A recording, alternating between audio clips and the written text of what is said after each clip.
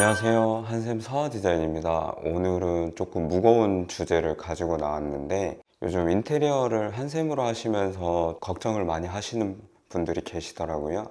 그래서 오늘 주제는 한샘으로 인테리어 하셨을 때 망하지 않는 방법에 대해서 소개를 좀 해드리려고 합니다. 최근에 한샘 인테리어를 하시면서 되게 피해를 봤던 이제 고객의 사례가 있었는지.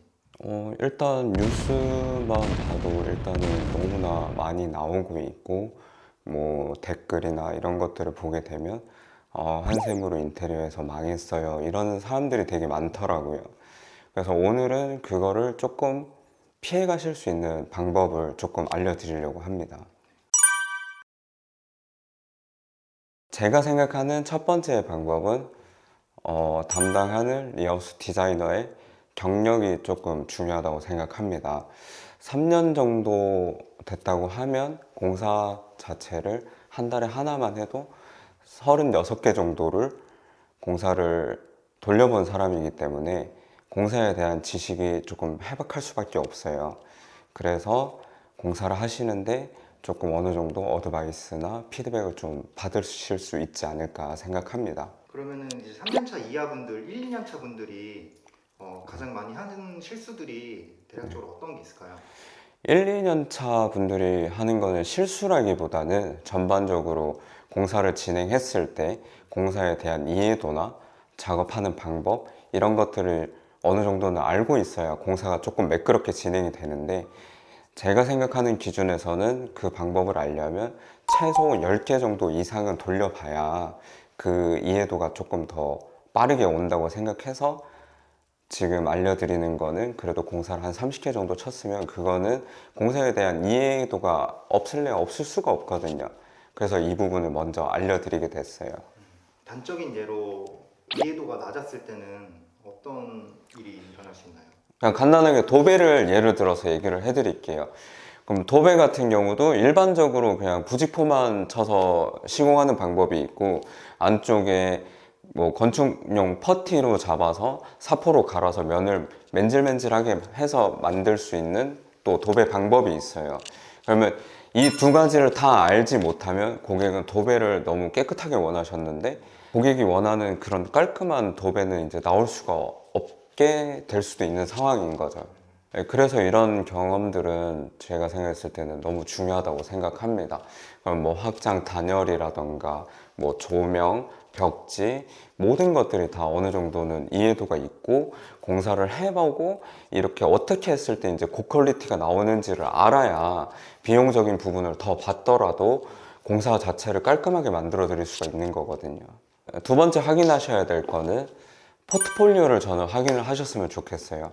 그러니까 요즘 유튜브나 뭐 블로그들 이렇게 보시게 되면 기본적으로 고가 공사들을 일단은 보고 오시게 되는데 그런 것들은 비용적인 측면도 또 많이 들어갈 거고 개개인의 역량을 조금 빨리 판단할 수 있는 것들이 저는 블로그나 포트폴리오, 유튜브 이런 거라고 생각을 하거든요. 그래서 포트폴리오를 보시면 고객님이 원하시는 그 니즈에 맞출 수 있는 어느 정도의 공사가 나와 있는지를 확인하시게 되면 조금 더 안전하게 공사를 하실 수 있을 것 같습니다. 포트폴리오를 가지고 있지 않은 업체들도 있나요? 보통은 블로그를 확인하시게 되면 되고요. 블로그를 하시게 되면 뭐 어디 아파트 어떻게 공사가 들어갔는지 처음부터 자세하게 이제 사진이 나오고 일반 디자이너 분들도 상담을 할 때 보여드리기 위해서 앞전에 했던 공사들을 다 사진을 가지고 있을 거예요. 고객님이 앞으로 하시는 인테리어에 대해서 디자이너 분이랑 내가 생각하는 니즈랑 공사 자체가 수준이 이제 맞는지를 조금 파악하실 수 있을 것 같습니다. 그리고 포트폴리오는 저는 인테리어에서는 얼굴이라고 생각을 해요. 그리고 뭐 유튜브도 또 얼굴이라고 생각을 들고 그냥 간단하게 예를 들면 뭐 중고차 판매하시는 분들도 보시게 되면 얼굴을 내놓고 또 사업을 하시는 분들은 그래도 조금 믿음이 가고 뭐 그분들한테 사기당했다 뭐 이런 소식은 제가 못 들었었던 것 같거든요. 그래서 저 포트폴리오는 정말 중요한 부분이라고 생각합니다. 그리고 세 번째는 제가 생각하는 제일 중요하게 생각하는 부분은 소통이라고 생각을 해요. 그러면 일단 인테리어 디자이너 분과 소비자분이 소통이 되지 않으면 저는 공사 자체가 깔끔하게 나올 수가 없다고 생각을 하거든요. 그러니까 너무 금액만 따라가지 마시고, 소통이 안 되는데 금액이 싸서 따라가는 경우들은 제가 봤을 땐 대부분 조금 사고가 난다고 생각을 해요. 그래서 금액만 너무 생각하지 마시고 대면에서 계약하실 분과 대화가 잘 되는지, 그게 제일 중요하다고 생각합니다. 저는 애초부터 이게 신뢰가 안 가는 상태에서 공사를 진행을 하게 되면 공사를 하시는 분도 고객분이 자꾸 나를 의심하는 것 같아서 기분이 좀 안 좋으실 수도 있고, 고객님들 입장에서도 이 사람한테 대한 신뢰가 없기 때문에 이 내 집이 인테리어가 잘 나올까? 이 부분을 계속 고민을 하시면서 전전긍긍 하셔야 되거든요. 그러다 보면 작업 하나하나에 대해서 자꾸 확인을 하고 넘어갈 수밖에 없어요. 그렇게 되면은 디자이너분과 소비자분이 같이 스트레스 받는 경향이 너무 많이 오지 않을까 생각합니다. 네.